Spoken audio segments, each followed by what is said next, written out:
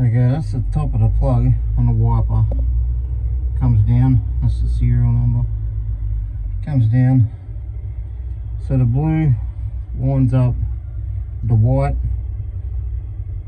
brown, red, black, yellow. If it doesn't turn off, like in the lower position, take the yellow off and you can turn it off manually wherever you want. But that's the cause of this problem. They're loose, so this fall out. So the L and the H and the P. The other one, the brown one, nothing connects to it. So off the motor, as you can see. So yeah, when they fall out on you, you know where to put them. Let's have a bit of a look around here. Get you after something information. There's the back of the wiper.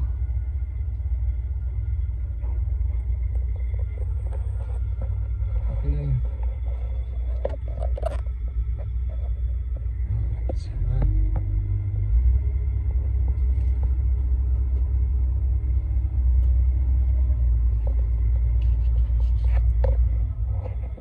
This is for my reference as well.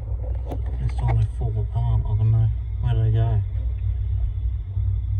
So you can see the switch there, on the wiper switch. That's it. Thanks for watching.